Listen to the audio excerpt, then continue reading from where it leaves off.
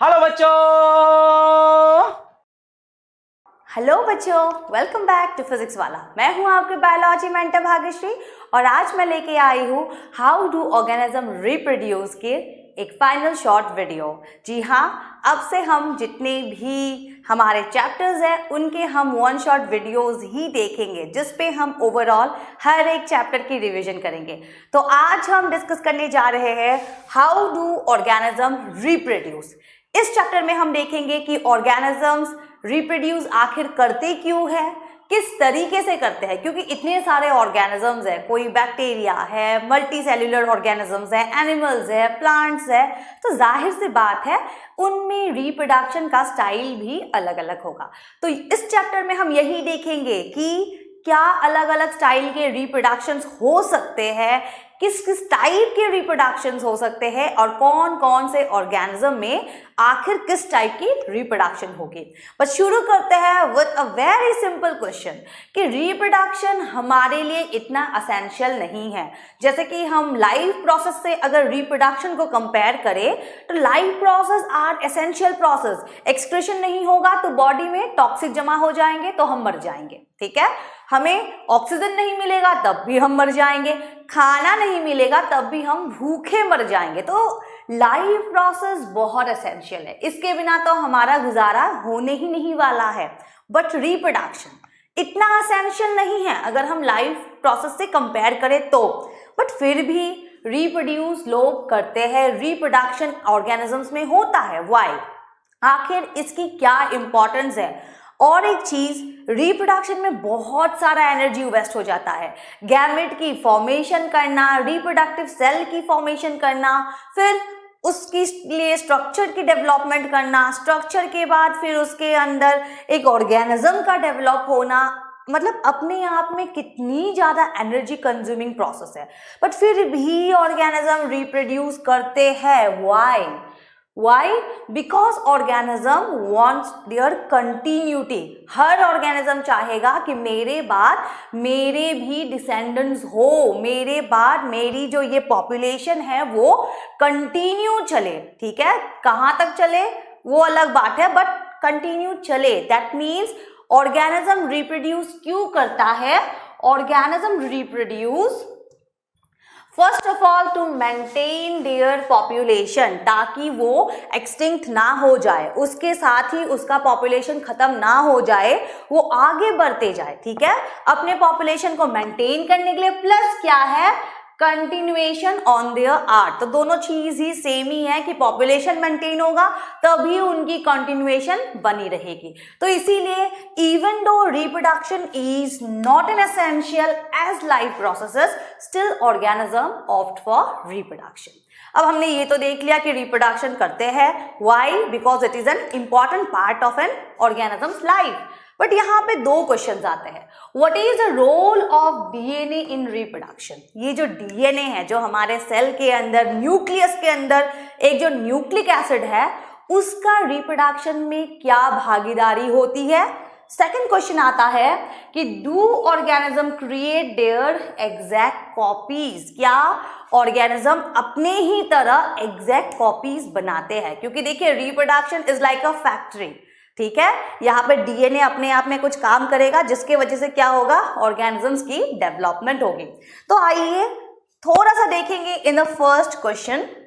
First question में क्या था? Role of DNA. ठीक है, डीएनए का क्या रोल होता है रिप्रोडक्शन में? तो सबसे पहले डीएनए का क्या रोल होगा? DNA contains the information. ठीक है, हमारी जो डीएनए होती है उसमें इंफॉर्मेशन स्टोर्ड होता है। किसकी इंफॉर्मेशन? कि कैसा बनेगा वो ऑर्गेनिज्म, उसकी आंखें कैसे होंगे, उसके हेयर्स कैसे होंगे, उसकी बॉडी की टेक्सचर कैसी होगी। तो हर एक चीज जो है, हर एक चीज की इंफॉर्मेशन स्टोर्ड होती है इन द डीएनए। किस कैसे होती है? इन the form of a segment which is called jeans. ठीक है, तो डीएनए क्या है? डीएनए में हमारे जीन्स होते हैं। और जीन्स क्या है? Genes are segments of DNA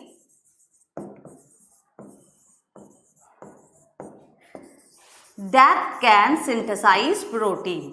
अब देखिए प्रोटीन कहाँ से आया, हम रिप्रोडक्शन के बारे में बात कर रहे थे, फिर हमने डीएनए के बारे में देखा, बट ये प्रोटीन कहाँ से आया।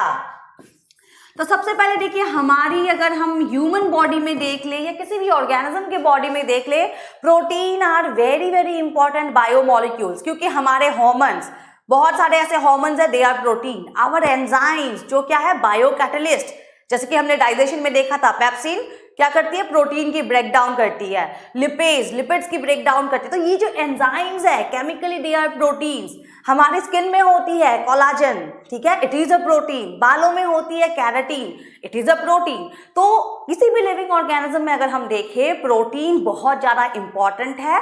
और कौन सा प्रोटीन सिंथेसाइज होने जा रहा है, इसकी इंफॉर्मेशन कहाँ स्टोर होती है, इसकी इंफॉर्मेशन स्टोर होती है हमारे जीन्स में। और ये जीन्स क्या है, जीन्स पूरे डीएनए की एक छोटे छोटे कुछ पार्ट्स होते हैं जो प्रोटीन की सिंथेसिस कर सकते हैं। तो देखिए इंफॉर्मेशन किस तरीके से डीएनए में स्टोर होती है।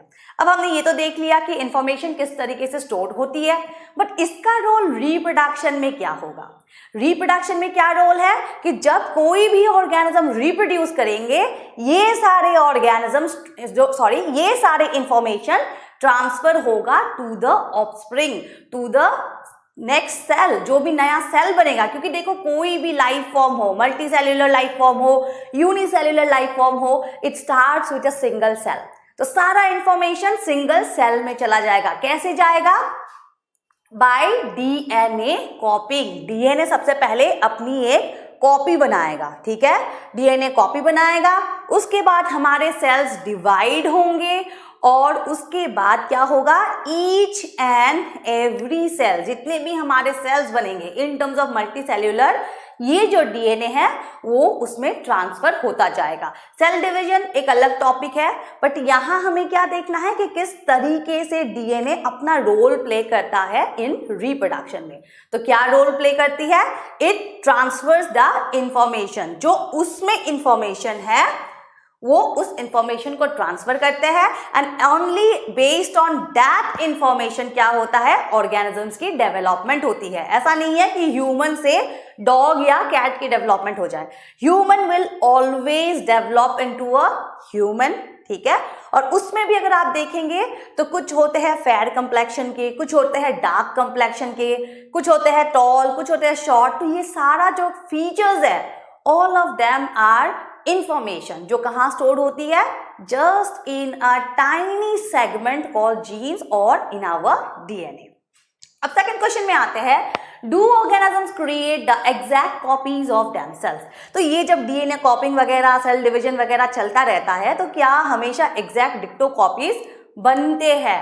So the answer will be no. देखो कभी भी एग्जैक्ट कॉपीज नहीं बनेंगे। क्यों? क्योंकि डीएनए की जो ये कॉपिंग प्रोसेस है, डीएनए की जो रेप्लिकेशन प्रोसेस है, it is a chemical process. और कोई भी केमिकल प्रोसेस हमेशा डिक्टो सेम नहीं होती है। जरूरी नहीं है कि वो हमेशा डिक्टो सेम हो, ठीक है। तो इसीलिए yes, the organism will be similar, but जरूरी नहीं है कि वो एकदम एग्जैक्ट कॉपीज हो। सो क्या होगा? No, definitely they will not be exact copies,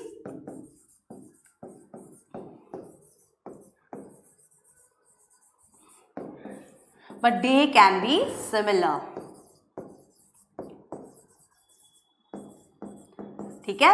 so chemical reactions कभी भी मैंडेटरी नहीं होता है एग्जैक्ट है, तो इतने सिमिलर होते हैं बट एग्जैक्ट कॉपीज नहीं होते हैं।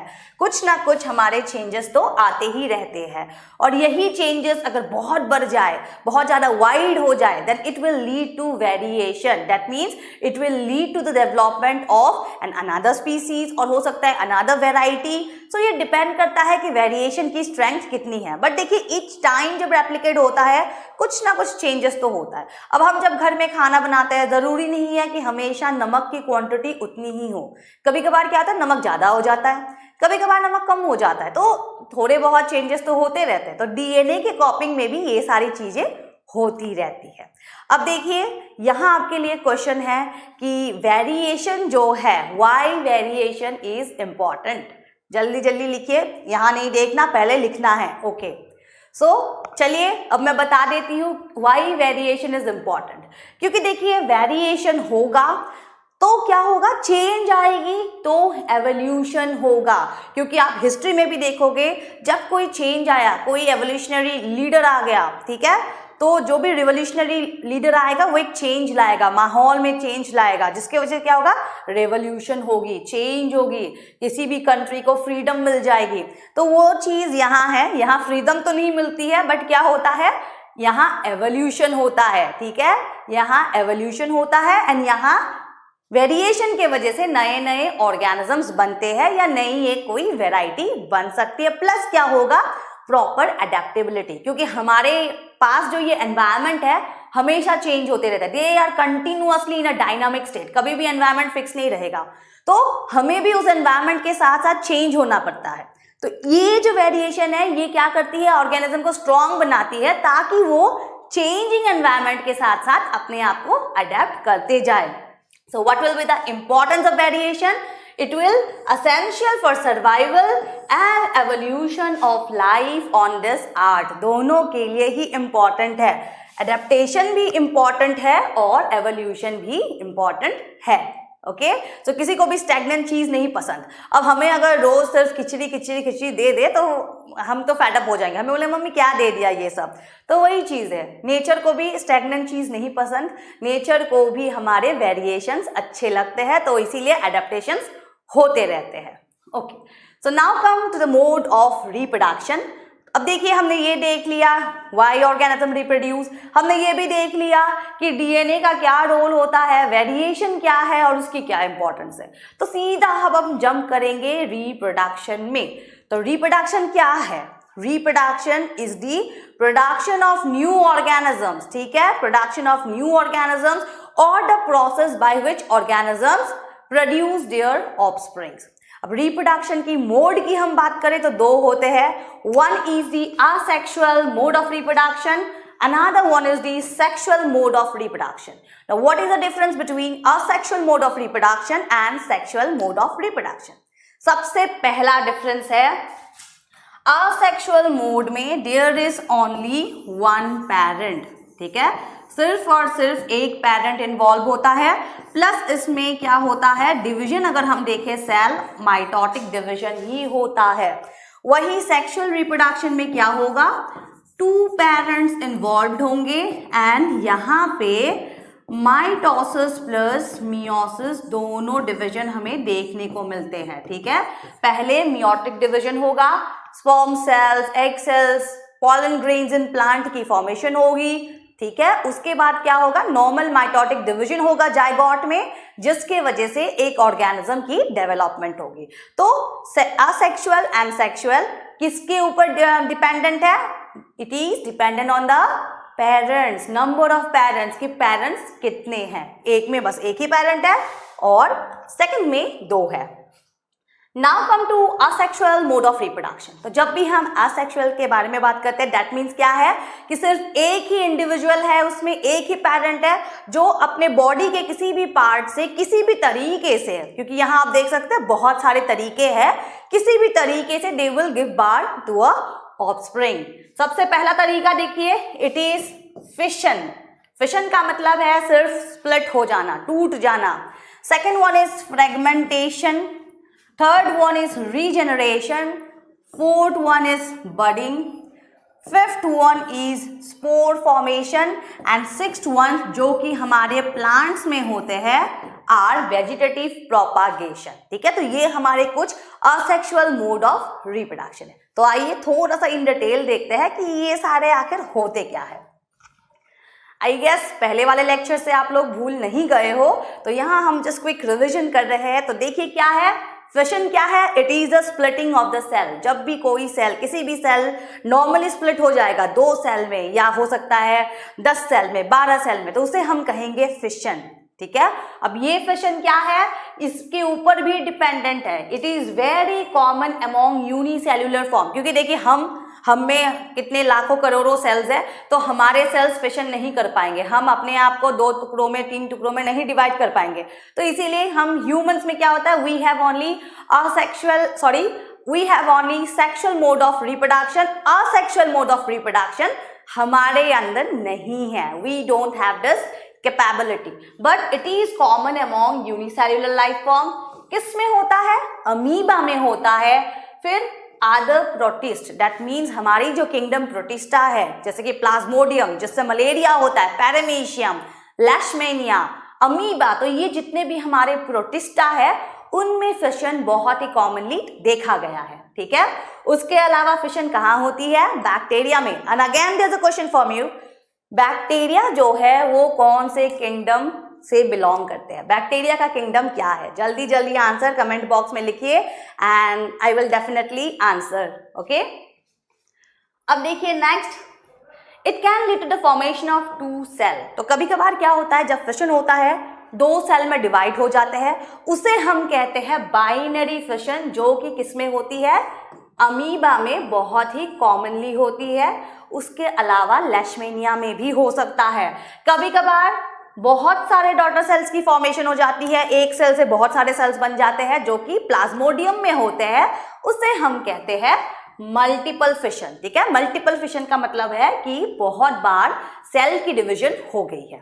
तो this is the example of binary fission, जो मैंने अभी बताया कि अमीबा में होता है, लेशमेनिया में भी होता है। देखिए होने को तो बहुत सारों में होता है, बट एग्जाम्पल एनसीईआरटी में 2 ही लिखा गया है, अमीबा एंड लेशमेनिया, तो हमें बस यही 2 याद रखने हैं। और फिशन के भी देखिए बहुत सारे तरीके होते हैं अलग अलग, जैसे कि अमीबल सेल को अगर आप देखोगे उनकी कोई प्रॉपर शेप नहीं होती, तो इसीलिए जब इनके सेल डिवाइड करते हैं उनकी भी कोई अलाइनमेंट नहीं होती, द सेल डिवाइड्स इरेगुलरली, इसीलिए कहा जाता है कि अमीबा में इरेगुलर बाइनरी फिशन होती है, जबकि लेशमेनिया में, ठीक है, लेशमेनिया में जो कि इस तरीके का सेल है, उनमें हमेशा लॉन्गिट्यूडिनल फिशन होता है। दैट मीन्स सेल प्रॉपर एक लंबाई में डिवाइड हो जाती है इनटू 2 डॉटर सेल्स।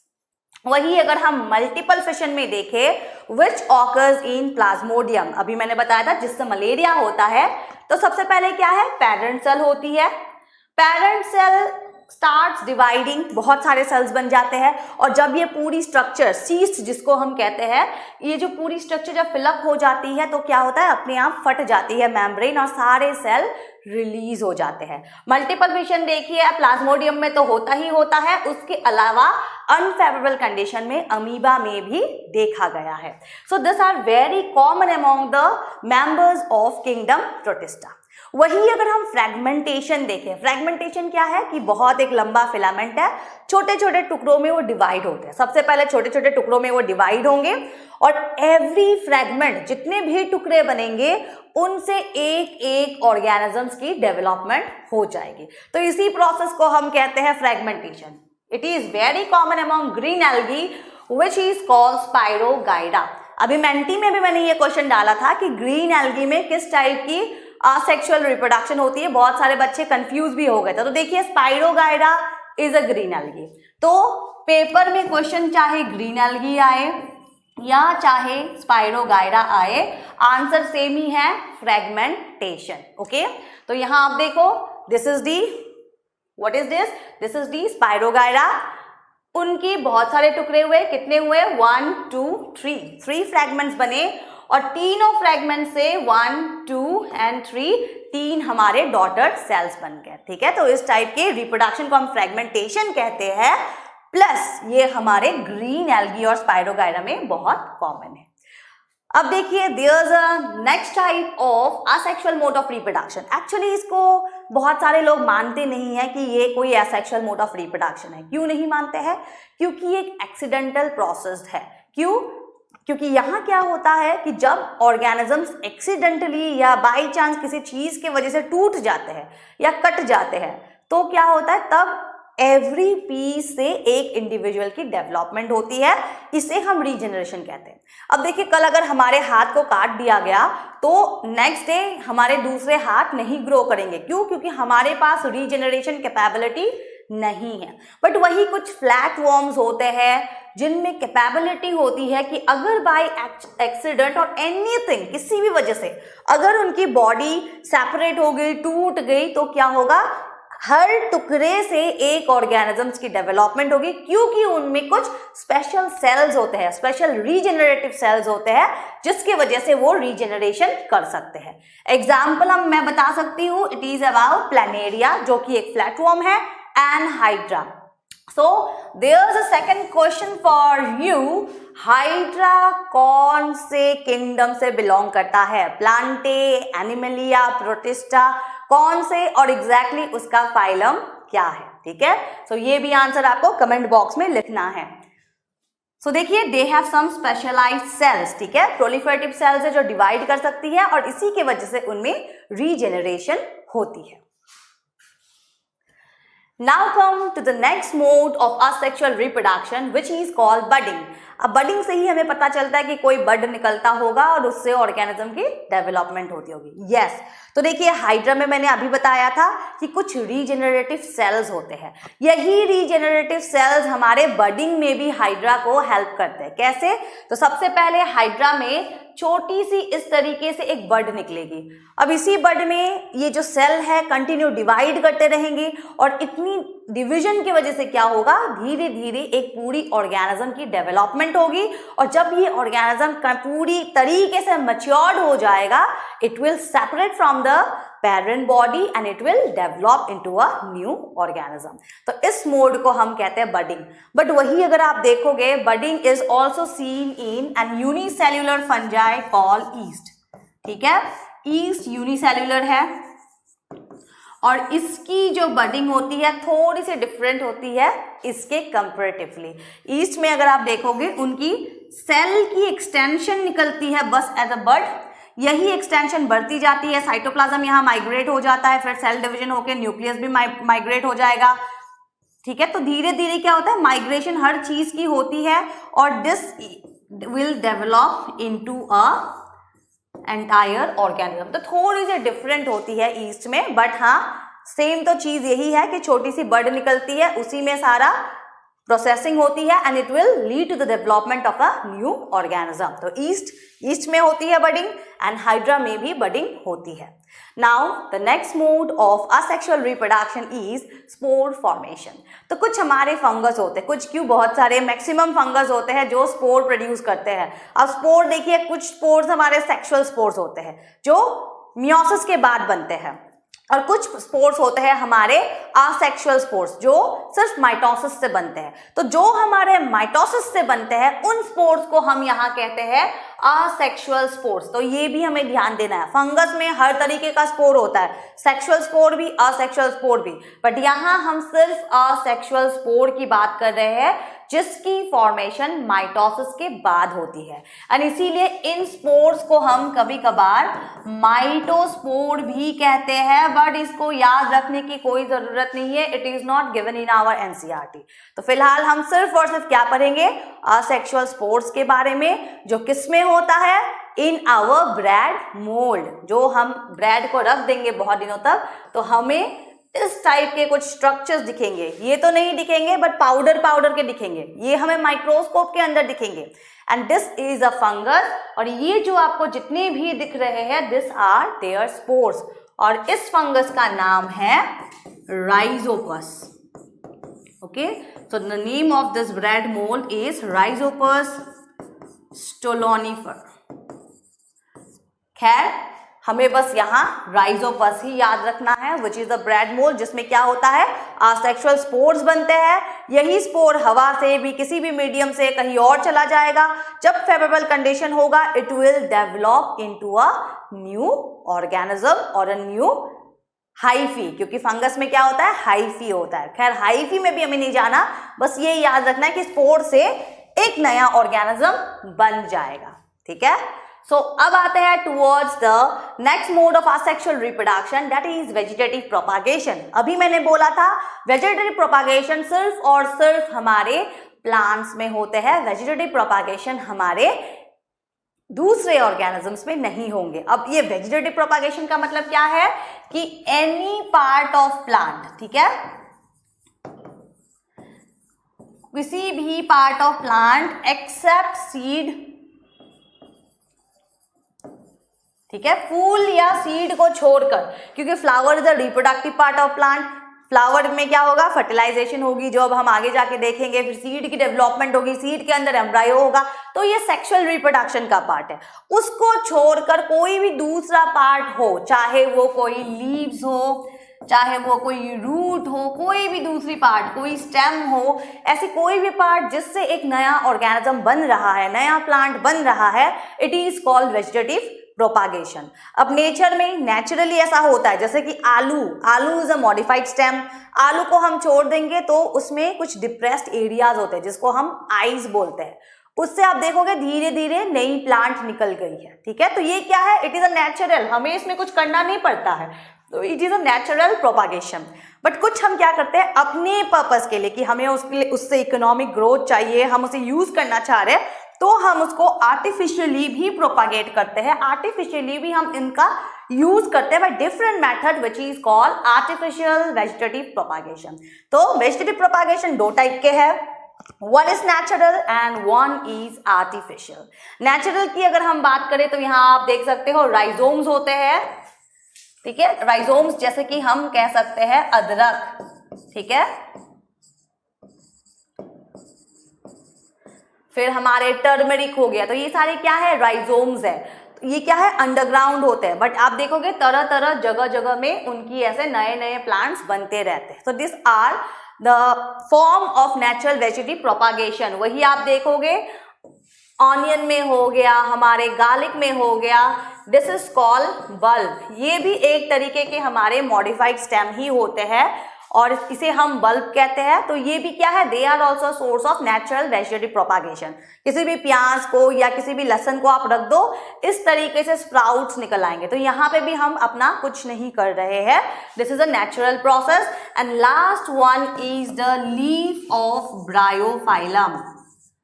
ठीक है, तो ये जो ब्रायोफाइलम लीफ है, इसमें क्या होता है, छोटे छोटे बर्ड्स निकलते हैं। अब देखिए इसमें कंफ्यूज नहीं होना, बडिंग यहाँ नहीं है, ये बर्ड अलग है, इसमें छोटे छोटे बर्ड्स निकलते हैं एंड फ्रॉम द बर्ड्स छोटे छोटे हमारे प्लांटलेट्स निकलते हैं जो हमारे एक एंटायर प्लांट में डेवलप हो सकता है। तो ये सारे क्या है, they are some source of natural vegetative propagation.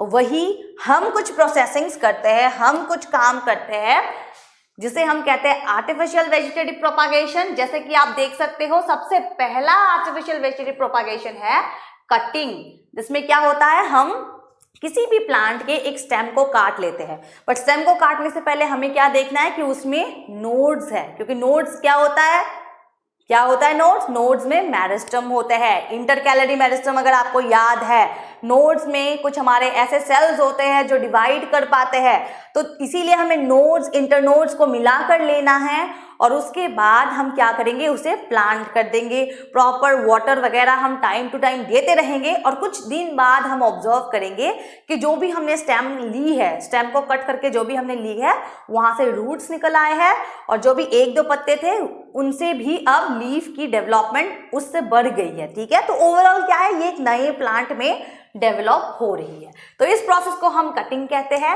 And ये प्रोसेस हमारे हॉर्टिकल्चर में बहुत ज्यादा कॉमन है। दैट मीन्स फूलों के कल्चर पे, फ्लोरिकल्चर, हॉर्टिकल्चर में भी अगर आप देखोगे फ्लोरिकल्चर, फ्लोरिकल्चर का मतलब है फूल की जो भी प्रोडक्शन होती है उसमें बहुत कॉमन है। रोज वगैरह में तो कटिंग से ही मेनली उनकी प्रोपागेशन होती है और उसके बाद वो मार्केट्स पे आते हैं। क्यों? क्योंकि देखिए सीड से ग्रो होते होते प्लांट को बहुत टाइम लगेगा, लेकिन एक बनी बनाई स्टेम को काट के हम लगा देंगे तो हम कम टाइम में उसमें फूल लगा सकते हैं। तो इसीलिए इस टाइप के मेथड्स हम यूज करते हैं। Next one is the layering. अब लेयरिंग में क्या होता है, लेयरिंग में जो भी हमारे प्लांट है, स्पेशली एक चीज याद रखनी है, बहुत टॉल ट्रीज में लेयरिंग इतना फिजिबल नहीं है। लेयरिंग बुशी टाइप के जो प्लांट्स है, श्रब्स जो है, उनमें बहुत ज्यादा कॉमन है। लेयरिंग स्ट्रॉबेरी में अगर आप देखोगे, स्ट्रॉबेरी के कल्चर में बहुत ज्यादा कॉमन है। तो यहाँ क्या होता है, किसी भी लोअर स्टेम को खींचकर उसे यहाँ फिक्स कर दिया जाता है, ठीक है, और उसके बाद थोड़ी सी एरिया बाहर निकाल दिया जाता है विद सम लीफ, ताकि फोटोसिंथेसिस इस एंड में भी होता रहे। अब थोड़े दिन बाद आप क्या नोटिस करोगे कि ये जो पोर्शन है which is in contact with the soil, उसमें से हमारे रूट्स निकल आएंगे और धीरे से क्या होगा, देखो रूट्स आ गए, स्टेम आ गए, लीफ तो पहले से ही थे। That means it will develop into a new organism. तो हम क्या करेंगे, हम इसे बीच में से कट कर देंगे, जिसके बाद ये एक इंडिविजुअल प्लांट बन जाएगा। तो इस टाइप के आर्टिफिशियल वेजिटेटिव प्रोपागेशन को हम कहते हैं layering. And the third one is called grafting. अब आप देखोगे कि आजकल ग्राफ्टिंग बहुत कॉमन है। Bollywood stars, Hollywood stars graft करते हैं, अपनी लिप की सर्जरी करके उसे मोटा या पतला कर लेते हैं, नाक को ऊंचा कर लेते हैं, राइट। तो अलग अलग तरीके के हमारे आजकल सर्जरी होते हैं जिसको हम ग्राफ्ट कहते हैं। ग्राफ्ट का मतलब क्या होता है, सिंपली कहीं से भी एक चीज को लाकर दूसरे के ऊपर थोप दो, इसे हम कहते हैं ग्राफ्टिंग। तो यहाँ पे भी वही चीज होती है। ग्राफ्टिंग में हमारे दो प्लांट्स होते हैं, ठीक है, दो प्लांट है। एक प्लांट जो रूट सिस्टम से सॉइल से कनेक्टेड है and this part is called stock, and दूसरा प्लांट जिसे हम ग्राफ्ट करेंगे दैट मीन्स जिसमें लीफ और फ्रूट्स की डेवलपमेंट होगी which will be called scion, ठीक है। So the upper part is called scion and the lower part is called stock. और हम क्या करेंगे, दोनों ही पार्ट को मिला देंगे, उसके बाद एक पेस्ट से, ठीक है, लेलोनिल पेस्ट कहते हैं, एक पेस्ट से उसे हम ढक देंगे और हम उसको रिकवर होने छोड़ देंगे। तो इससे क्या होगा, बहुत ही कम टाइम में हम क्या करेंगे, उसमें फ्रूट या जो भी हमारे रिक्वायरमेंट है वो हमें मिल जाएगा। तो इस टाइप के प्रोसेसेस को हम कहते हैं ग्राफ्टिंग। अब देखिए, आखिर हम ये आर्टिफिशियल वेजिटेटिव प्रोपागेशन करते क्यों है, क्यों, बिकॉज हमें कोई भी चीज कमर्शियली एक्सप्लॉइट करनी है, हमें कोई भी चीज इकोनॉमिकली बेचनी है, तो ओवरऑल हमें कम टाइम में ज्यादा प्रोडक्टिविटी चाहिए, और सीड से अगर हम डेवलप करने जाएंगे it will take more time. तो इसीलिए हम क्या करते हैं, कम टाइम और हमें ज्यादा प्रोडक्ट मिले तो हम इस तरीके के आर्टिफिशियल वेजिटेटिव प्रोपागेशन अडॉप्ट करते हैं। And the last part is the tissue culture, जो कि एक बॉक्स में दिया होगा एनसीईआरटी में। So what is tissue culture? Tissue culture में क्या होता है, it is a type of asexual reproduction, but देखिए यहाँ में बहुत ज़्यादा एक्सपर्टीज चाहिए होगा। कोई भी फार्मर टिश्यू कल्चर नहीं कर पाएंगे, या कोई भी नॉर्मल इंसान लेमैन टिश्यू कल्चर नहीं कर पाएगा। It will need expertise. सबसे पहले तो प्लांट से टिश्यूज को एक्सट्रैक्ट करना पड़ेगा, उसे लैब में एक प्रॉपर मीडियम में ग्रो करना पड़ेगा, और इसके लिए देखिए टेम्परेचर वगैरह सब कुछ बहुत ज़्यादा इंपॉर्टेंट है। ये जो मीडियम है, बेसिकली ये जो लिक्विड है इसको हम मीडियम बोलते हैं, न्यूट्रिएंट मीडियम बोलते हैं। ये जो मीडियम है उसकी पीएच, उसमें कितना कौन सा न्यूट्रिएंट है, बहुत ज़्यादा इंपॉर्टेंट है। तो कोई भी नॉर्मल इंसान इसे नहीं कर पाएगा। हाउएवर ये क्या है, ये बहुत ही एक अच्छा टेक्निक है, क्योंकि बहुत ही कम टाइम में हम बहुत ज़्यादा प्लांटलेट्स ग्रो कर सकते हैं। व्हाई? बिकॉज देखिए, एक सेल, एक टिश्यू अगर एक प्लांटलेट कर रहा है तो मुट्ठी भर टिश्यू में कितने हमारे प्लांट्स बन जाएंगे। तो इसीलिए this is a scope, there is a scope, but we need to work upon it. But इसी को हम क्या कहते हैं, it is also known as micro propagation. Micro इसीलिए क्योंकि हम यहाँ टिश्यू लेवल पे, सेल्यूलर लेवल पे काम कर रहे हैं, एंड प्रोपागेशन क्यों, क्योंकि यहाँ भी हम प्रोडक्शन ही कर रहे हैं। सो दिस टाइप ऑफ, और this is called tissue culture and it is also called micro propagation. तो यहीं पे खत्म होती है हमारी असेक्सुअल मोड ऑफ रिप्रोडक्शन। तो अब आते हैं the next mode of reproduction, that is sexual mode of reproduction. अब पहला क्वेश्चन देखिए, how organism in sexual reproduction maintain their chromosome number. अब हमने ये तो देख लिया कि असेक्सुअल में कोई क्रोमोसोम की मेंटेनेंस नहीं है। क्यों? माइटोटिक डिवीजन है, पेरेंट में अगर 10 क्रोमोसोम है वही 10 के 10 कॉपी होके चला जाएगा ऑफस्प्रिंग में। कोई दूसरा पेरेंट है ही नहीं तो कोई एडिशन या सब्सट्रैक्शन की जरूरत नहीं है। बट सेक्सुअल को छोड़कर अगर हम सेक्सुअल में देखें, उसमें क्या होगा, 2 पेरेंट है। अब आप मान लो इसमें भी 10 क्रोमोसोम है, इसमें भी 10 क्रोमोसोम है, तो नेचुरली अगर हम देखें दोनों मिलकर 20 हो जाएंगे, 10 और 10 20 ही जो होता है। लेकिन ऐसा नहीं होता। हम देखेंगे अगर इसमें 10 है, इसमें भी 10 है, स्टिल ऑफस्प्रिंग में भी हमेशा 10 ही होंगे, 20 नहीं होंगे। दैट मीन्स बीच में ऐसा क्या होता होगा जिसके वजह से क्रोमोसोम नंबर हमेशा मेंटेन्ड होती है। क्या होता है?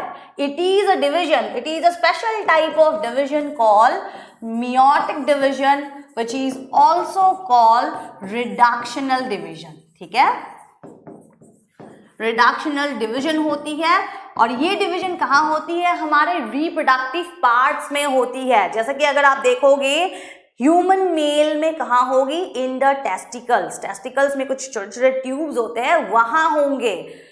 ह्यूमन फीमेल में कहाँ होगी? ओवरी में होगी। ये मेयोटिक डिवीजन ओवरी में होगी। वही अगर आप प्लांट में देखोगे, प्लांट में कहाँ होगा? प्लांट में इन टर्म्स ऑफ मेल एंथर में होगा, और फीमेल में अगर प्लांट के फीमेल वाले पार्ट में देखें तो कहाँ होगा? It will be in the ovary. ठीक है, तो इस टाइप के जो रिप्रोडक्टिव स्ट्रक्चर्स होते हैं उनमें ये डिवीजन होता है, that is the meiotic division. और इसी डिवीजन के वजह से जो भी हमारे गैमेट्स बनते हैं, गैमेट्स का मतलब जो भी हमारे सेक्स सेल्स बनते हैं, जो भी हमारे कैरियर बनेंगे, जो फर्टिलाइजेशन में पार्ट लेंगे, उनमें हमेशा आधा क्रोमोसोम हो जाता है। ठीक है, तो इसी डिवीजन के वजह से हमेशा क्रोमोसोम नंबर मेंटेन रहती है in a sexually reproducing organism.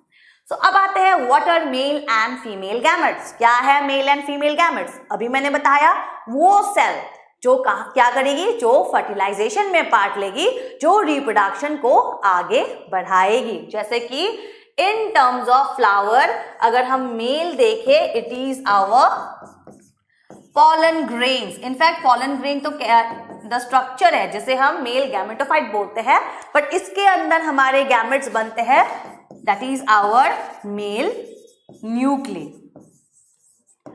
वहीं पे दो मेल न्यूक्ली होते हैं, अगर आपको याद है तो ये क्या है? ये गैमेट्स है। वही अगर आप देखोगे in terms of human, it is our sperm cells. ठीक है, and again in terms of both plant and animal, it is the female को हमेशा एग सेल ही कहा जाता है, चाहे वो प्लांट में हो या एनिमल हो। तो इस तरीके के जो सेल्स होते हैं, इस तरीके के जो स्ट्रक्चर्स होते हैं, they are the part of our क्या है? मेल और फीमेल गैमेट्स। बट याद रखो, पॉलन ग्रेन हमारे गैमेटोफाइट है, जिसके अंदर दो सेल्स होते हैं, उनकी भी प्रोसेसिंग होती है, जिसके वजह से दो न्यूक्ली बनते हैं। बट यहाँ हमें इतना इन डिटेल नहीं जाना, हमें बस याद रखना है कि गैमेट्स होते क्या है। अब आते हैं फ्लावर के थोड़े से स्ट्रक्चर पे। अब हम सबसे पहले स्टडी करेंगे कि प्लांट में रिप्रोडक्शन किस तरीके से होती है। अब देखना तो हमें दोनों ही है, ह्यूमन भी देखना है, प्लांट भी देखना है, बट फर्स्ट ऑफ ऑल हम देखेंगे प्लांट में किस तरीके के रिप्रोडक्शन होते हैं, प्लस रिप्रोडक्टिव पार्ट कौन कौन से है। तो दिस इज दी एंथर, ठीक है, and this is filament. Okay, वैसे ही ये क्या है? This is ovary, this is क्या है? ये style, and this is stigma. ठीक है, और ये क्या है? ये नॉर्मल पार्ट है, like petals, this one is sepal, this one is thalamus. तो अलग अलग हमारे पार्ट्स हैं। अब देखिए फीमेल में 3 पार्ट है, that is stigma, style, ovary, और इन तीनों को मिलकर हम इसे क्या कह सकते हैं? हम इसे कह सकते हैं pistil. That mean pistil is equal to stigma, style, ovary. 3 चीजें हैं पिस्टिल में। वही एंथर एंड फिलामेंट मिलकर क्या फॉर्म करते हैं? It forms the male part. ठीक है, जिसे हम क्या कहते हैं? We can say it as stamen. तो देखो इसमें कंफ्यूज नहीं होना, एंथर और फिलामेंट मिलके स्टेमन बनती है, स्टाइल, स्टिग्मा, उसके बाद ओवरी मिलकर बनेंगे हमारे pistil. So this is the male part, स्टेमन is the male part and pistil is the female part. उसके अलावा पेटल्स, सेपल्स, ये क्या है? एडिशनल पार्ट्स है जिसके एडिशनल फंक्शन है। जैसे कि पेटल की बात करें, पेटल्स जब भी ब्राइटली कलर्ड होंगे क्या करेंगे? इंसेक्ट्स को अट्रैक्ट करेंगे। ठीक है, उसमें फ्रेगनेंस होगा तो क्या होगा? इंसेक्ट्स अट्रैक्ट होंगे। वही अगर आप देखोगे जो विंड पॉलिनेटेड प्लांट है उसमें कोई ज्यादा कलर वलर नहीं होता। क्यों? क्योंकि उनको किसी को अट्रैक्ट करना ही नहीं होता है। सिमिलरली सेपल, थोड़ी बहुत फोटोसिंथेसिस सेपल्स में होती है, दे आर बेसिकली, ये माना जाता है रिड्यूस लीफ है। क्यों? क्योंकि ओवरऑल ये माना जाता है कि हमारा जो फ्लावर है it is a modified shoot, that means हमारे स्टेम की ही एक मॉडिफिकेशन होती है हमारे फ्लावर्स।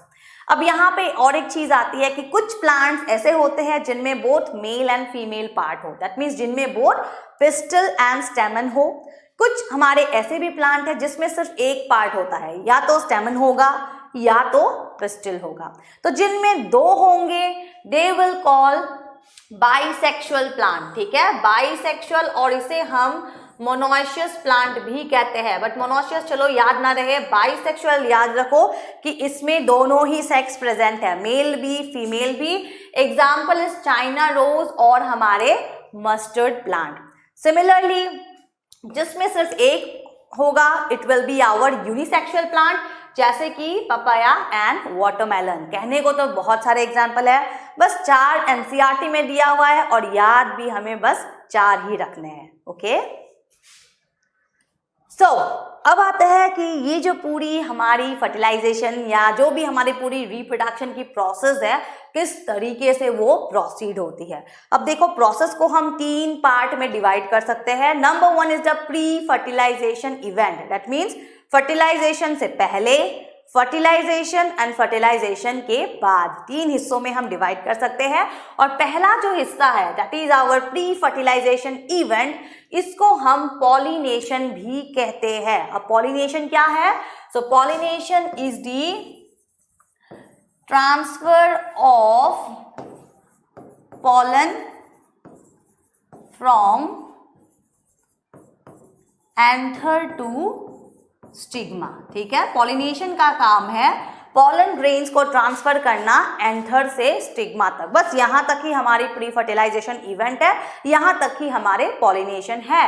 बट उसके भी बहुत सारे टाइप्स है, जैसे कि आप देखोगे कुछ प्लांट्स सेल्फ पॉलिनेटेड है, ठीक है, कुछ प्लांट्स हमारे सेल्फ पॉलिनेटेड है और कुछ प्लांट्स हमारे क्रॉस पॉलिनेटेड है। अब क्या डिफरेंस है self pollinated and cross pollinated में? सेल्फ पॉलिनेटेड में क्या होता है कि एक ही फूल में एंथर और स्टिग्मा दोनों है, तो वो कहीं और नहीं जाते, वो आपस में ही फर्टिलाइजेशन कर लेते हैं। या एक ही फूल क्यों, सेम प्लांट के 2 अलग अलग फूल भी होंगे तब भी उनमें आपस में ही फर्टिलाइजेशन हो जाएगा। तो जब भी किसी प्लांट में आपस में ही सेम प्लांट के अंदर ही फर्टिलाइजेशन हो रही है या सेम प्लांट के अंदर ही एंथर ट्रांसफर हो रहा है pollen ट्रांसफर हो रहा है from the anther to the stigma, it is self pollination. जैसे कि हम देख सकते हैं पी प्लांट जो हमें हेरिडिटी एंड एवोल्यूशन में मिला था, P plant is an example of self pollinated plant.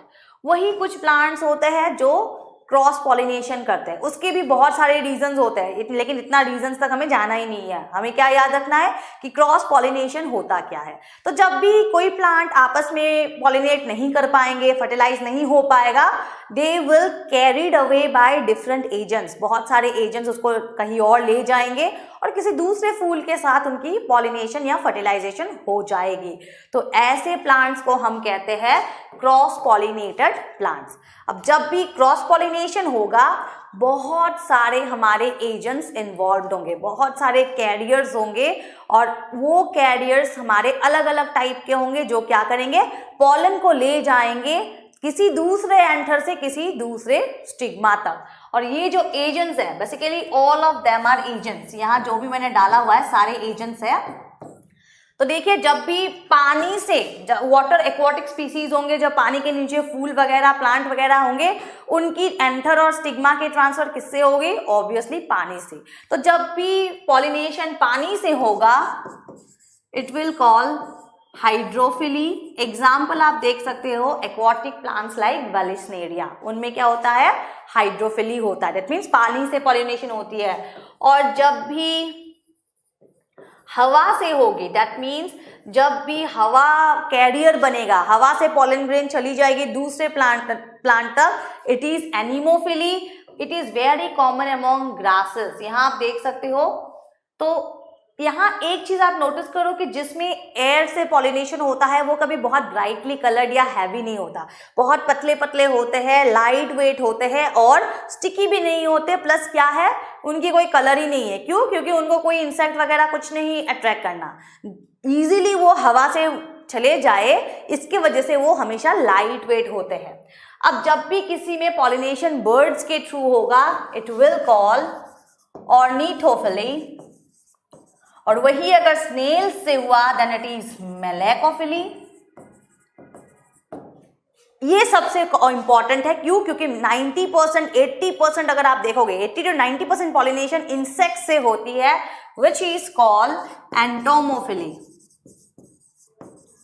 And last अगर दूसरे किसी भी ऑर्गेनिज्म से हो रही है, इट इज आवर जूफिली। तो बहुत सारे एजेंट्स होते हैं पॉलिनेशन के, और ये एजेंट्स क्या करते हैं, सिर्फ और सिर्फ पॉलन ग्रेन को ट्रांसफर करते हैं from the anther of one plant to the stigma of other plant. तो पॉलिनेशन में या प्री फर्टिलाइजेशन इवेंट में बस इतना ही होता है, पॉलन ग्रेन की ट्रांसफर हो जाती है फ्रॉम एंथर टू स्टिग्मा। अब फर्टिलाइजेशन करने से पहले एक छोटा सा हमें डायग्राम याद रखना है ताकि हम एग्जाम में ड्रॉ कर सके जब भी हमें cross pollination and self pollination के बीच डिफरेंशिएट करना हो। तो देखिए सबसे पहले let me draw 3 flowers. Okay, तो यहाँ हम एग्जाम्पल लेंगे सेल्फ पॉलिनेशन के, और यहाँ हम एग्जाम्पल लेंगे क्रॉस पॉलिनेशन के। ठीक है, तो सबसे पहले देखो सेल्फ पॉलिनेशन में क्या होगा, यहीं पे स्टिग्मा है, यहीं पे एंथर है। ठीक है, दोनों यहीं पे है, तो या तो एंथर से स्टिग्मा तक यहीं पे ट्रांसफर हो जाएगा, या तो हो सकता है ये एंथर सेम प्लांट के किसी दूसरे फूल से पॉलिनेट कर जाएगा। तो यहां बस यही होता है। ओके, बट क्रॉस में क्या होगा, क्रॉस में let us assume this are anther, तो इस एंथर से इस स्टिग्मा तक जाएगा ऑफ डिफरेंट प्लांट्स। ठीक है, तो क्रॉस में हमेशा 2 अलग अलग प्लांट्स और 2 जेनेटिकली डिफरेंट प्लांट्स इन्वॉल्व होंगे। ये डायग्राम थोड़ा सा हमें याद रखना है ताकि एग्जाम में हम इसे ड्रॉ कर सके जब हमें इसके डिफरेंशिएशन ज्यादा मार्क्स के लिए चाहिए हो। ओके, तो अब आते हैं नेक्स्ट पॉइंट पे, दैट इज फर्टिलाइजेशन। फर्टिलाइजेशन में क्या होगा, fertilization is simply the fusion of male and female gametes. ठीक है, तो ट्रांसफर हो गया, fertilization is the fusion of male and female gametes. और इन प्लांट्स ये कहाँ होगी, ये होगी, इसकी जर्नी शुरू होगी after pollen grains reaches here. जब भी पॉलन ग्रेन यहाँ पहुंच जाएगा, सबसे पहले एक पॉलन ट्यूब की डेवलपमेंट होगी। ठीक है, एक पॉलन ट्यूब की डेवलपमेंट होगी, और इसी पॉलन ट्यूब के एंड पॉइंट पे हमारे 2 मेल न्यूक्ली भी ट्रेवल करेगी। ठीक है, 2 मेल न्यूक्ली ट्रेवल करेगी, दिस इज 1, दिस इज 2। कहाँ ट्रेवल करेगी, to a structure call embryo sac. ठीक है, दिस इज दी फीमेल, क्या है, ये फीमेल पार्ट है जहां पे मेल पार्ट ट्रेवल हो रही है। अब देखिए इसकी स्ट्रक्चर कैसी होती है। वैसे एक क्वेश्चन यहाँ आपके लिए और भी है कि हमारी जो फीमेल एम्ब्रायो सैक है कितने सेल और कितने न्यूक्लियड है। सेल की बात करें तो इसमें 7 सेल है, और न्यूक्ली की बात करें तो यहाँ 8 न्यूक्ली है। तो देखिए यहाँ 1 2 3 this cells are called antipodal cells. Okay, 1 2 3 these 2 cells are called synergids, and this is our egg cell जो हमारी हेरोइन है, and this is called central cell जिसमें क्या है, 2 पोलर न्यूक्ली है। अब ये पोलर न्यूक्ली भी बहुत इंपॉर्टेंट है जो आगे जाकर कुछ यहाँ प्रोडक्शन करेगी। तो सबसे पहले देखिए क्या होगा, मेल न्यूक्ली यहाँ पे ट्रेवल हो रही है इन द पॉलन ट्यूब। कहने को तो बहुत सारे पॉलन यहाँ आते हैं, बट सिर्फ एक ही पॉलन ट्यूब ग्रो करेगी टुवर्ड्स दिस स्ट्रक्चर। अब male nuclei will reach here, यहाँ तक पहुंच जाएगा। उसके बाद की जो एंट्री है वो एंट्री कौन प्रोवाइड करेगा, सिनर्जीड्स। दैट मींस सिनर्जीड्स क्या करेगा, सिनर्जीड्स इनवाइट करेंगे मेल न्यूक्ली को for fertilization. Synergids will pave the way, it will facilitate the entry of the pollen tube inside this structure that is called embryo sac. अब उसके बाद जब entry हो जाएगी, उसके बाद क्या होगा, सबसे पहले ये जो 2 मेल न्यूक्ली है, पहला वाला फ्यूज होगा with the egg cell, it will lead to the development of zygote, इससे बनेगा जाइगोट। दूसरा मेल न्यूक्ली जाएगा यहाँ पे टू द सेंट्रल सेल, और यहाँ क्या करेंगे, it will get fused with the two polar nuclei and it will lead to the formation of endosperm. ठीक है, सो दो चीजें हो रही है, दो बार फ्यूजन हो रही है. ठीक है, ये तो ओवरऑल प्रोसेस है फर्टिलाइजेशन की, बट एंजियोस्पर्म में क्या हो रहा है, दो बार फर्टिलाइजेशन हो रही है. पहली बार एक सेल और एक मेल न्यूक्ली की, दूसरी बार पोलर न्यूक्ली की और एक मेल न्यूक्ली की. एंड इसीलिए इसको हम क्या कहते हैं, it is called double fertilization. और कभी कभार जस्ट बिकॉज 3 सेल की फ्यूजन होती है in terms of the formation of endosperm, इसे हम ट्रिपल फ्यूजन भी कहते हैं. ठीक है, सो डबल फर्टिलाइजेशन किसे कहते हैं, क्योंकि दो मेल न्यूक्ली है, दो बार फ्यूजन हो रही है. कहाँ हो रही है, एक एक्सेल के साथ और दूसरी पोलर न्यूक्ली के साथ. सो कुछ हमारे यहाँ पे ये टर्म्स है, हमें एकदम नहीं भूलना है, एकदम याद रखना है ताकि हम एग्जाम में इजीली इसे कर पाए. ओके, सो अब आते हैं towards the post fertilization event. हमने ये तो देख लिया कि फर्टिलाइजेशन में क्या होता है, पॉलिनेशन में क्या होता है, बट उसके बाद क्या होता है. जाइगोट तो बन जाता है, बट जाइगोट के बनने के बाद फर्दर डेवलपमेंट कैसे होती है. तो देखिए, after the formation of zygote अब क्या होगा, डेवलपमेंट ऑफ एम्ब्रायो. ठीक है, डेवलपमेंट ऑफ एम्ब्रायो होगा इनसाइड द एम्ब्रायो से, प्लस क्या होगा, इसके साथ साथ सीड की डेवलपमेंट होगी. ठीक है, और सीड के डेवलपमेंट के साथ साथ पूरी की पूरी जो ओवरी है, इट विल लीड और it will develop into the fruit. That means post fertilization event में हमारे क्या क्या होंगे, सबसे पहले तो एम्ब्रायो जाइगोट जो है उसमें तरह तरीके के डिवीजन होंगे and it will lead to the formation of a embryo. किसके अंदर होगा, सीड के अंदर. ठीक है, सीड के अंदर होगा और पूरी की पूरी जो हमारी ओवरी थी, it will develop into a fruit. ठीक है, तो इस तरीके के हमारे पोस्ट फर्टिलाइजेशन डेवलपमेंट्स होते हैं. So now come to our next topic and the last topic of this chapter, that is human reproduction, जो सबसे कॉम्प्लिकेटेड और सबसे एडवांस्ड हम कह सकते हैं, क्योंकि कहीं ना कहीं ह्यूमंस को इस दुनिया में सबसे एडवांस ऑर्गेनिज्म माना गया है. ठीक है, सो ह्यूमन में एज वी ऑल नो किसी भी टाइप की असेक्सुअल मोड ऑफ रिप्रोडक्शन हो नहीं सकती है, क्योंकि ना ही हमारे बॉडी के अंदर कोई स्पेशल रीजनरेटिव सेल्स है और ना ही हम कोई इतनी हमारी बॉडी सिंपल है कि नॉर्मल इस तरीके के असेक्सुअल रिप्रोडक्शन हम में हो सके. तो यस, डेफिनेटली ह्यूमंस या in fact all higher animals have only and only sexual mode of reproduction. अब जब हम सेक्सुअल रिप्रोडक्शन के बारे में बात करेंगे, we have to discuss about both the male as well as female reproductive system. ठीक है, सो यहाँ इस डायग्राम में आप देख सकते हो, this is the mail reproductive system and there are different parts of male reproductive system as well. So you can see here the different parts of male reproductive system, like there are some glands. कुछ हमारे glands होते हैं which are called seminal vesicle, then postrate glands, and इसके अलावा और एक gland है that is the बल्बोलेट्रल और काउपीज ग्लैंड. तो तीनों ही ग्लैंड बहुत इंपॉर्टेंट है in terms of male reproductive system. And apart from that, male reproductive system comprises of a sac like structure called scrotum, जिसके अंदर हमारी प्राइमरी मेल रिप्रोडक्टिव पार्ट होती है, that is our testicles, that is the testis. जहां क्या होता है, जहां दो इंपॉर्टेंट प्रोसेस होती है. सबसे पहले स्पर्म सेल्स की production and second one is the male hormone testosterone की भी प्रोडक्शन वहीं पे होती है.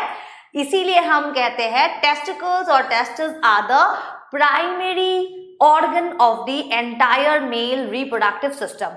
So glands और testicles को छोड़कर बाकी के मेल रिप्रोडक्टिव सिस्टम के जो पार्ट्स है, it is mainly comprises of different tubes, जैसे कि vas deferens, vasa efferentia, retestis. तो एक तरह तरीके के बेसिकली है तो एक ही ट्यूब. आप देख सकते हो यहाँ से एक्सटेंड होकर एक ही ट्यूब है, बस उस ट्यूब के अलग अलग जगहों को अलग अलग नाम दिया गया है. ठीक है, सो मेन चीजें हमें याद रखनी है कि स्पर्म सेल्स टेस्टोस्टेरोन की प्रोडक्शन कहाँ होती है, प्लस क्या याद रखने हैं, the functions of different glands.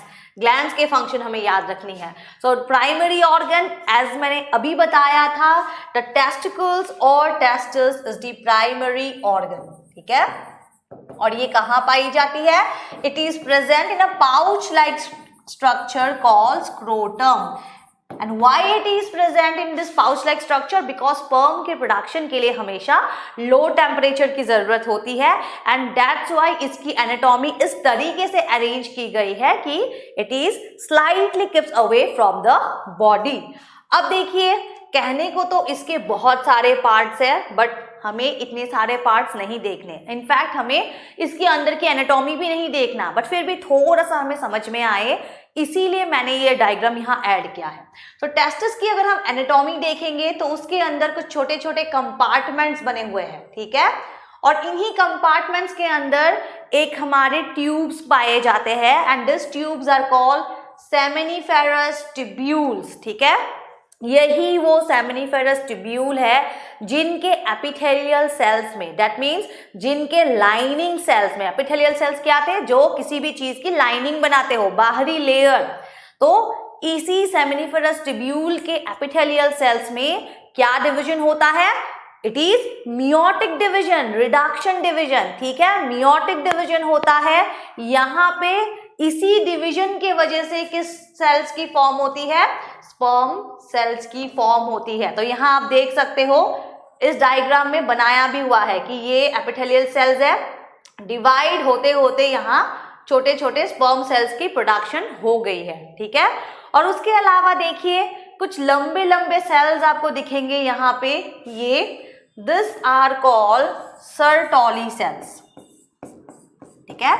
And this Sertoli cells they are very very essential, क्योंकि ये जो अब स्पर्म सेल्स की प्रोडक्शन हो गई है उसको खाना पीना न्यूट्रिशन ये सर्टोली सेल्स देंगे. उसके अलावा देखिए, यहाँ पे जो आपको ये ग्रुप ऑफ सेल दिख रहे हैं, they are called Leydig cells and ये वो सेल है जिससे हमारी हार्मोन की प्रोडक्शन होती है, that is testosterone. But again this are not given in our NCERT, तो हमें क्यों पढ़ना? आप लोग ऐसा सोच रहे होंगे, कोई बात नहीं, थोड़ा सा हम एक्स्ट्रा समझ भी लेंगे तो हमें कोई दिक्कत नहीं होने वाला है. आगे जाकर अगर हम बायो लेंगे तो ये हमारे यूज में ही आएगा, ठीक है. तो बस समझने के लिए मैंने यहाँ ऐड किया था कि किस तरीके से हमारी प्राइमरी ऑर्गन की एनाटॉमी बनी हुई है, किस तरीके से स्पर्म सेल्स की प्रोडक्शन होती है, कहाँ होती है, प्लस किस तरीके से testosterone which is the male hormone उसकी प्रोडक्शन होती है और कौन से सेल से होती है. सो अब आते हैं टूवर्ड्स द ग्लैंड्स कि 3 जो ग्लैंड थे मेल में वो क्या क्या है और उनके फंक्शन क्या है. सबसे पहला ग्लैंड और अ पेयर ऑफ ग्लैंड हम कह सकते हैं इज द सेमिनल वेसिकल्स, ठीक है. सेमिनल वेसिकल छोटी सी ग्लैंड है, ब्लैडर के बेस में होते हैं, ठीक है. सेक लाइक ग्लैंड होता है, ब्लैडर के बेस में है. और देखिए 60% ऑफ जो सीमेन वॉल्यूम होता है it is comprises of seminal vesicles. अब ग्लैंड है तो जाहिर सी बात है कुछ ना कुछ रिलीज डेफिनेटली करेंगे, कुछ ना कुछ सिक्रीट करेंगे. बट कंफ्यूज नहीं होना, ये ग्लैंड हार्मोन नहीं सिक्रीट कर रहे हैं, ये ग्लैंड कुछ अलग अलग चीजें सिक्रीट कर रहे हैं. जैसे कि देखिए, सेमिनल वेसिकल्स में क्या होगा? Fructose, prostaglandin and clotting proteins होते हैं. बट यहाँ पे ये जो क्लॉटिंग प्रोटीन्स है ये सीमेन को क्लॉट करेगी, ना कि हमारे ब्लड को. दैट मीन्स ब्लड की जो क्लॉटिंग है और यहाँ की जो क्लॉटिंग है दोनों अलग अलग है. तो यहाँ पे भी हमें कंफ्यूज नहीं होना. सेकेंड टाइप ऑफ ग्लैंड जो है इट इज आवर पोस्ट्रैट ग्लैंड. सिंगल ग्लैंड है, थोड़ी सी बड़ी ग्लैंड है, यूरिथ्रा को सराउंड करती है. अब ये यूरिथ्रा क्या है? जल्दी जल्दी कमेंट बॉक्स में लिखिए व्हाट इज यूरिथ्रा, ओके. और उसके अलावा देखिए इससे एक सिक्रेशंस निकलती है जिसकी पीएच 6.5 के अराउंड होती है. एक मिल्क की सिक्रेशन निकलती है with the pH around 6.5 plus क्या है 20% सीमेन की जो वॉल्यूम है वो प्रोस्टाग्लैंड्स की होती है. इससे साइट्रिक एसिड की सिक्रेशन होती है, प्रोस्टाग्लैंडिन रिलीज होते हैं और तरह तरह के एंजाइम्स भी रिलीज होते हैं. बट काम क्या है? ये जो प्रोस्टाग्लैंड्स है उसकी फंक्शन क्या है? सबसे पहले तो ये स्पर्म सेल्स को एक्टिवेट कर देता है. Spermatozoa is nothing but the sperm cell. तो ये स्पर्म सेल को एक्टिवेट करते हैं, ये स्पर्म सेल्स को स्विम करने में उनको मोटिवेट करते हैं, ठीक है। तो कहीं ना कहीं एक्टिवेशन ऑफ स्पर्म सेल में प्रोस्टाट ग्लैंड की बहुत इंपॉर्टेंट फंक्शनिंग है। वही लास्ट ग्लैंड अगर हम देखें, it is the Cowper's gland, और जिसको हम बल्बोलेट्रल ग्लैंड भी कहते हैं, बहुत ही छोटी है, एक मटर के दाने के समान होंगी ये होते हैं, बट इनका भी फंक्शन बहुत इंपॉर्टेंट है। ये क्या करते हैं, ये पूरी पैसेज को, क्योंकि देखिए मेल में बहुत तरह तरह के ओपनिंग्स नहीं होते हैं, male has a common opening for both urine as well as the travel journey of the sperms, ठीक है, दोनों के लिए एक ही पैसेजवे है। एंड इसीलिए it is very very necessary कि जब भी कोई स्पर्म सेल ट्रेवल करेगा तो जो भी यूरिन या यूरिन से रिलेटेड वेस्ट प्रोडक्ट है उससे हमारी यूरेट्रा कंप्लीटली साफ हो जाए, क्योंकि यूरिन ऑब्वियस सी बात है वेस्ट एक्सक्रीटरी प्रोडक्ट है, तो कुछ ना कुछ गंदगी तो होती ही है, एसिडिक होती है, तो ये स्पर्म के लिए अच्छी नहीं है। तो इस ग्लैंड का फंक्शन क्या है कि before the sperm cell starts its journey throughout the urethra, ये यूरेट्रा को क्लीन करके रखती है, प्लस क्या करती है, यूरिक एसिड वगैरह को न्यूट्रलाइज करते हैं, क्योंकि देखिए इनकी जो सिक्रेशन है it is a alkaline food, तो जाहिर सी बात है यूरिन में जो एसिड्स होंगे उसको न्यूट्रलाइज करेंगे, दैट मीन्स उसको साफ करेंगे, और कहीं ना कहीं स्पर्म सेल्स की मूवमेंट में एक प्रॉपर वे क्रिएट करेंगे। So this are 3 glands in male reproductive system and this are their functions. ये थोड़ा हमें याद रखना है। थर्ड वाला अगेन याद ना रहे, इट्स टोटली फाइन, क्योंकि it is not given in our NCERT, but पहले के 2 तो हमें याद रखने ही रखने हैं। So now come to the female reproductive system. अब जैसे मेल की एक प्रॉपर रिप्रोडक्टिव सिस्टम है, वैसे फीमेल की भी एक प्रॉपर रिप्रोडक्टिव सिस्टम है, जिसमें क्या है, जिसमें 2 ओवरीज है, जहां क्या होगा, अगेन जहां पे मियोटिक डिवीजन होगा और जहां पे क्या होगा, एग सेल की प्रोडक्शन होगी। Yes, so this are the 2 ovaries, ठीक है, 2 ओवरीज होते हैं और इसी ओवरीज से कनेक्टेड होते हैं 2 ट्यूब दोनों साइड से, which are called fallopian tube. अब फैलोपियन ट्यूब के अलग अलग पार्ट्स होते हैं, यहाँ आप देख सकते हो इनफैंडिब्यूलम, ठीक है, फिर एम्प्यूलस होता है, फिर स्टार्टिंग पॉइंट को इस finger like projection of fimbria कहते हैं, बट इतना इन डिटेलिंग हमको चाहिए ही नहीं। हमको क्या याद रखना है, ओवरीज होते हैं 2, फैलोपियन ट्यूब होते हैं, एंड देन क्या होता है, This tube lead to a structure called uterus, ठीक है, यूटेरस जहां पे क्या होगा, डेवलपमेंट ऑफ द फिटस होगा, एंड देन यूटेरस के एंडिंग में होती है a portion called cervix which will lead to another area called vagina. So हमें बस इतना ही याद रखना है, and apart from that ampulla, isthmus and infundibulum, ये सारे फैलोपियन ट्यूब का ही पार्ट है। याद रहे तो वेरी गुड, ना रहे तो it's okay, no problem. Okay, so this are the part of female reproductive system. But बात यहाँ पे ये आती है कि सबसे इंपॉर्टेंट पार्ट कौन सा है। जैसे कि मेल में हमने देखा था, है तो बहुत सारे पार्ट, ग्लैंड्स भी है, सबसे इंपॉर्टेंट क्या था, टेस्टिकल्स था। क्यों? क्योंकि वहां स्पर्म सेल की प्रोडक्शन हो रही थी। बट यहाँ कौन सा सबसे इंपॉर्टेंट होगा, यहाँ सबसे इंपॉर्टेंट होगा द ओवरी, जहां पे क्या होगा, एग सेल्स की प्रोडक्शन होगी। तो यस, तो ovaries are the primary organ in female reproductive system, जहां एग सेल को बेसिकली ऊसाइड भी कहते हैं, उसकी मैच्योरेशन होगी। जब भी एक लेडी की डेवलपमेंट होती है, लेडी की बर्थ होती है, there are thousands of egg cell जो इमेच्योर फॉर्म में होती है। प्यूबर्टी पहुंचते पहुंचते हमेशा क्या होता है, मैक्सिमम तो डीजेनरेट हो जाती है, कुछ बचे कुचे रह जाते हैं, that cells take part in the menstrual cycle of a woman। But यहाँ पे बात ये आती है कि प्यूबर्टी आखिर है क्या। So what is puberty? Puberty क्या है, इट इज एन एज, ठीक है, एक पर्टिकुलर एज है जहां से कोई भी मेल कोई भी फीमेल सेक्सुअल मैच्योरिटी की तरफ आगे बढ़ती है। That is like development of the pubic hairs, development of breast in female, and then हो सकता है कि वॉइस की चेंज हो इन टर्म्स ऑफ मेल, तो plus secretion of different hormones, that is oestrogen, progesterone in terms of female, testosterone in terms of male, तो कहीं कुछ कुछ चेंजेस होते हैं बॉडी में, ठीक है। तो इसी एज को हम कहते हैं प्यूबर्टी। अब आपके लिए क्वेश्चन ये है कि मेल में प्यूबर्टी का एज क्या होता है एंड फीमेल में प्यूबर्टी का एज क्या होता है। So now come back to the ovary. तो देखिए, एक ओवरी एक इस टाइप की स्ट्रक्चर है जहां पे हम एक एग को तरह तरह के स्टेजेस में देख सकते हैं। दैट मीन्स जब एग इनमैच्योर टाइप के फॉर्म में रहता है विच इज कॉल्ड प्राइमरी oocyte, तो हमें कुछ इस तरीके के दिखेंगे। एंड यहाँ आप देख सकते हो फिर धीरे धीरे मैच्योर्ड होते हैं, तो एग के अलग अलग इसके स्टेजेस के थ्रू अलग अलग नाम होते हैं। किसी स्टेज में उसको ग्राफियन फॉलिकल कहते हैं, किसी स्टेज में उसको कॉर्पस ल्यूटियम कहते हैं। बट अगेन हमारे लिए ये सब नहीं है, हमें इतना जानना ही नहीं है। हमें जानना क्या है कि इस पूरे स्ट्रक्चर में ओवरी में क्या होता है, एग की डेवलपमेंट होती है, एग सेल की मैच्योरेशन होती है, और जब ये पूरी मैच्योरेशन प्रोसेस चलती रहती है तब हमारे इसी स्ट्रक्चर से दो हार्मोन की सिक्रेशन होती है। क्या है वो दो हार्मोन? वन इज एस्ट्रोजन, ठीक है, and one is progesterone.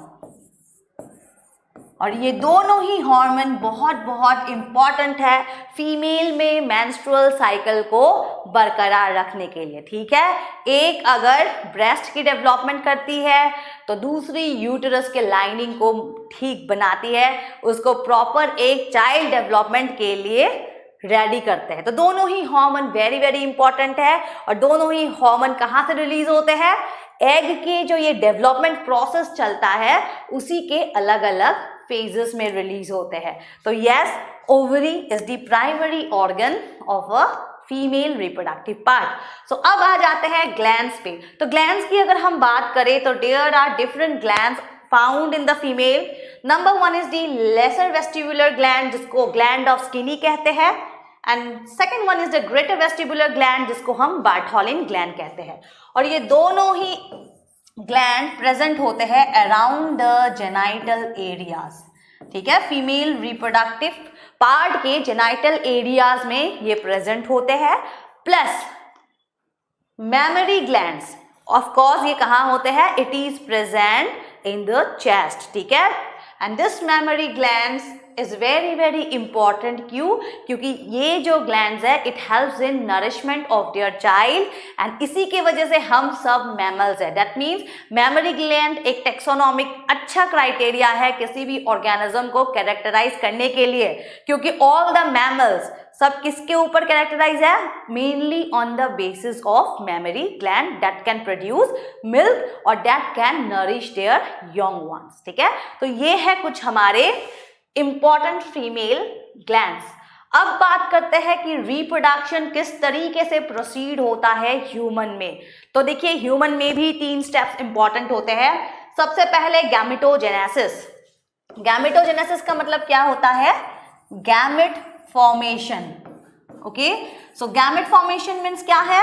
Gamete formation का मतलब सबसे पहले है कि स्पर्म सेल्स और एग सेल्स का बनना, जहां पे भी उनको बनना है उसकी प्रोडक्शन शुरू हो जाती है। This is called gametogenesis. Second one is the fertilization. Fertilization क्या है? Fertilization is the fusion of male and female gametes, ठीक है। मेल एंड फीमेल गैमेट्स की फ्यूजन को ही हम फर्टिलाइजेशन कहते हैं। तो पहला प्रोसेस क्या है? उनका बनना। सेकेंड प्रोसेस क्या है? उनकी fusion. And third process is the post fertilization development, और जिसे हम क्या कह सकते हैं? Gestation period, right. Gestation period का मतलब क्या है? It is the development of the baby. हमें भी पता है कि इन ह्यूमंस 9 मंथ का गेस्टेशन पीरियड होता है। थ्रू आउट दिस 9 मंथ अलग अलग चीजों की डेवलपमेंट होती है। So this is the part of our post fertilization development. So इसके साथ साथ देखिए और एक चीज इंपॉर्टेंट यहाँ पे दिया गया है, that is about the menstrual cycle. So this is a chart जो फीमेल के मेंस्ट्रुअल साइकिल को डिनोट करती है। वैसे तो ये साइकिल कंप्लीटली हार्मोनल है। कुछ हार्मोन्स हमारे पिट्यूटरी से रिलीज होते हैं जो जाकर हमारे एस्ट्रोजन प्रोजेस्टेरॉन लेवल को कंट्रोल करते हैं। जैसे कि आप यहाँ देख सकते हो, इस चार्ट में भी आपको 2 वर्ड मिलेंगे, एफएसएच एंड एलएच। एफएसएच का मतलब होता है फॉलिक्यूलर स्टिमुलेटिंग हार्मोन, एलएच का मतलब होता है ल्यूटिनाइजिंग हार्मोन, और दोनों ही हार्मोन रिलीज होते हैं हमारे पिट्यूटरी ग्लैंड से, that is our master gland, ठीक है। जब भी एफएसएच रिलीज होगा ये क्या करेगी, it will stimulate the production of oestrogen. That means pituitary से एफएसएच के रूप में सिग्नल आएगा एस्ट्रोजन बनाने के लिए। ओके, तो फर्स्ट शुरू में क्या होता है, एस्ट्रोजन की अमाउंट बढ़ती है। वही अगर आप देखोगे मीट साइकिल के टाइम पे एलएच सिक्रीट होगा पिट्यूटरी से, जो किस चीज की प्रोडक्शन बढ़ाएगी, प्रोजेस्टेरॉन की। और उसी के साथ साथ हमारे लाइनिंग में भी चेंजेस आते हैं। जब हमारी शुरू में फॉलिक्यूलर डेवलपमेंट या फॉलिक्यूलर स्टेज में जब धीरे धीरे एस्ट्रोजन की प्रोडक्शन बढ़ती है, तब क्या होता है, सबसे पहले तो एफएसएच बनेंगे जो क्या करेगी, एस्ट्रोजन की प्रोडक्शन धीरे धीरे बढ़ाएगी। But at the mid of the cycle क्या होगा, दूसरा हार्मोन रिलीज होगा फ्रॉम द एलएच, ठीक है, जो प्रोजेस्टेरॉन की सिक्रेशन बढ़ाएगी। और प्रोजेस्टेरॉन की सिक्रेशन बढ़ते ही क्या होगा, लाइनिंग की जो थिकनेस है वो बढ़ जाएगी। हाउएवर क्या होगा, एग जो आएगा from the two the uterus वो फर्टिलाइज नहीं हो पाएगी, जिसके वजह से क्या होगा, द एंटायर लाइनिंग, ये जो इनर लाइनिंग है ओवरी की, this lining is called endometrium lining, ठीक है, इसे हम कहते हैं एंडोमेट्रियम लाइनिंग। पर जब फर्टिलाइजेशन नहीं होगी, ये पूरी की पूरी लाइनिंग बिखर के it will flow out in the form of menstruation. तो ये जो पूरी मेंस्ट्रुएशन प्रोसेस है फीमेल में, it is completely regulated by different hormones release from both pituitary plus hormones that is release from the ovary as well. अब हम बात करते हैं, ओके, फर्टिलाइजेशन ऑलरेडी मैंने बता दिया क्या है fertilisation, it's a fusion of male and female gamete.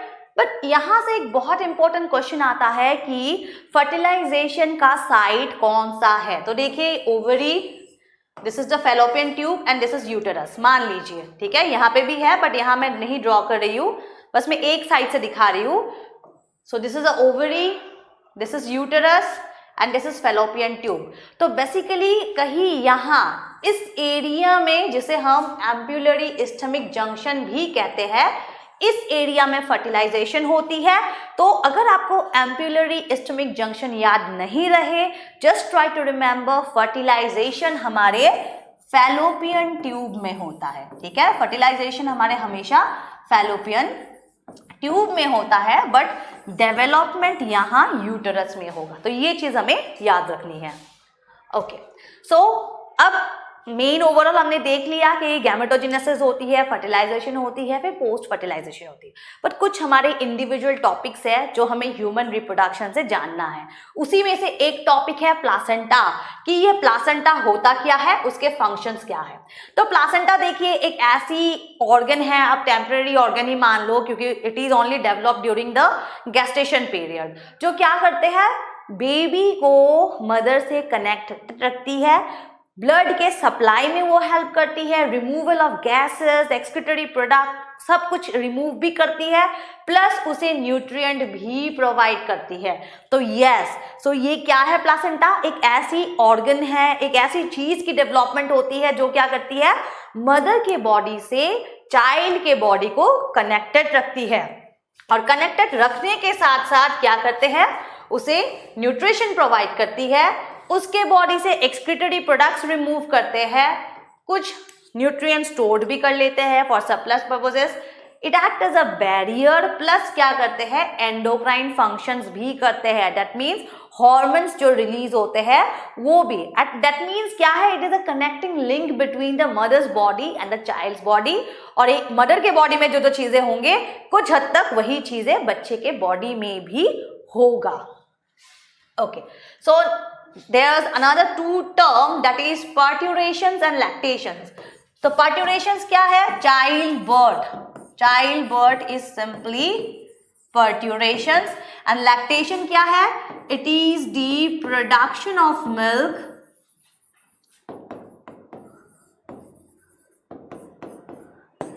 to nourish their young ones.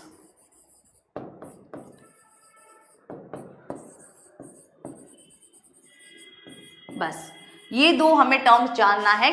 हमने ह्यूमन रिप्रोडक्शन तो देख लिया कि किस तरीके से हमारे ह्यूमंस में अलग अलग रिप्रोडक्टिव सिस्टम बने हुए हैं, किस तरीके से हमारे अलग अलग इवेंट्स होते हैं। अब ह्यूमन रिप्रोडक्शन से ही रिलेटेड एक चीज होती है, that is human reproductive health. Okay, so what is human reproductive health? That means the health associated with our sexual life as well। जैसे कि हमारे देखिए, अगर रिप्रोडक्टिव हेल्थ अच्छा नहीं तो हो सकता है कि चाइल्ड बर्थ भी प्रॉपरली ना हो सकता है ओवर एक्सेसिव पॉपुलेशन हो जाए, इफ अनप्लान्ड मैनर में रिप्रोडक्शन हो तो वो ओवरऑल इकोनॉमी के लिए भी अच्छा नहीं है। एंड अगेन हो सकता है ड्यू टू अनहाइजेनिक कंडीशंस हमारे बॉडी में अलग अलग तरीके के बीमारियां भी फैले। ठीक है, तो यस, तो reproductive health is very very important. ठीक है, तो ओवरऑल हेल्थ को भी इम्पैक्ट करेगी, क्योंकि हमें भी पता है हेल्थ का मतलब क्या है। हेल्थ का मतलब सिर्फ अपने में ही खा पी के तंदुरुस्त रहना ही हेल्थ नहीं है। हेल्थ एक ऐसी वर्ड है जिसमें हमें mentally, physically plus socially strong बनना है। तो यहाँ पे हमारा रिप्रोडक्टिव हेल्थ भी बहुत इंपॉर्टेंट है। And there are different methods, ठीक है, there are different methods which we can use to maintain a proper reproductive health. So what are those methods? कुछ मैथड्स हो सकते हैं केमिकल मैथड्स, कुछ मैथड्स हो सकते हैं फिजिकल मैथड्स, कुछ मैथड्स हो सकते हैं सर्जिकल मैथड्स, और कुछ मैथड्स क्या है, it's just using some devices. ठीक है, जिसे हम IUCDs भी कहते हैं, जिसका मतलब है इंट्रा यूटराइन डिवाइसेस। ठीक है, so IUD, sorry, okay, so देखिए हर एक मेथड की अपनी एडवांटेजेस एंड डिसएडवांटेजेस है। केमिकल मेथड्स में क्या होगा, it will include some pills, some tablets, जो क्या करेगी, केमिकली वाइटलिटी को कम कर देगी, या तो ओवम की या तो स्पर्म सेल्स की। ठीक है, प्लस फिजिकल मेथड क्या होगा, it will like use of different things. Okay, so use of physical things that can prevent the fertilization। क्यों? क्योंकि वो स्पर्म और एग सेल को कांटेक्ट में आने ही नहीं देंगे। फिर वैसे ही सर्जिकल मैथड्स में क्या होगा, इसमें कट कर दिया जाएगा, या तो फैलोपियन ट्यूब को कट कर दिया जाएगा जिसे हम कहते हैं ट्यूबैक्टोमी, या तो वास्ट डिफरेंस को कट कर दिया जाएगा जिसे हम कहेंगे वैसेक्टोमी। दैट मीन्स सिंपली क्या करेंगे, सर्जरी के थ्रू वो ट्यूब को काट देंगे, तो ना ही स्पर्म सेल आ पाएंगे और ना ही ओवम आ पाएगा, जिसकी वजह से क्या होगा, अगेन फर्टिलाइजेशन नहीं होगी। And third one is the insertion of some devices like copper T, जिसे हम IUDs भी कहते हैं। एंड अगेन ये कॉपर क्या करती है, ये वाइटलिटी के साथ खेलती है, ये स्पर्म सेल्स को नहीं फ्यूज होने देती है। तो ये कुछ तरह तरह के कंट्रासेप्टिव मेथड्स है। अब देखिए हर एक की डिसएडवांटेज क्या है। केमिकल्स में हमेशा ठीक है, इफेक्टिव है, बट कभी कभार ये किसी किसी पर्सन में काम नहीं आता। प्लस क्या है, साइड इफेक्ट्स, बहुत सारे साइड इफेक्ट्स हो सकते हैं। फिजिकल में बहुत ज्यादा कुछ साइड इफेक्ट्स नहीं होता है, बट वही सर्जिकल अगर हम देखें, दिस इज इरिवर्सिबल। सर्जिकल है तो इफेक्टिव बट इरिवर्सिबल है। सो व्हाट इफ अगर after some period of time again a couple wants to have a baby, possible ही नहीं है, क्योंकि सर्जरी से ऑलरेडी ट्यूब को काट दिया गया है। तो जस्ट बिकॉज मेजर डिसएडवांटेज देखे सर्जिकल का, तो ये इरिवर्सिबल है, प्लस अनहाइजीनिक होने के वजह से इन्फेक्शन होने के चांसेस भी बढ़ जाते हैं आफ्टर अ सर्जरी। तो वही अगर डिवाइसेस देखे, even devices like copper T और any other such things are not suitable for everyone. इससे भी बहुत सारे लोगों को इन्फेक्शन वगैरह के या दूसरे साइड इफेक्ट्स के प्रॉब्लम्स आते हैं। तो अगर हम देखें which among this 4 methods are the best method, it is the physical barrier method, क्योंकि इसमें ना ही कोई साइड इफेक्ट है एंड ना ही कोई इरिवर्सिबिलिटी वाली बात है। So by adopting this 4 methods we can maintain our reproductive health, plus we can maintain the population, जो एक्सेसिव ग्रोथ ना हो। We can maintain different kinds of STDs like AIDS, like hepatitis, और बहुत सारे like gonorrhoea and syphilis. तो देखिए इस part से अगर हम क्वेश्चन देखें तो बहुत इंपॉर्टेंट क्वेश्चंस बनते हैं यहाँ से, प्लस हमारे एसटीडीज के एग्जाम्पल से। तो ये पोर्शन तो हमें पढ़ना ही पढ़ना है। So that's all for How do organism reproduce? I just hope you like the video. Thank you.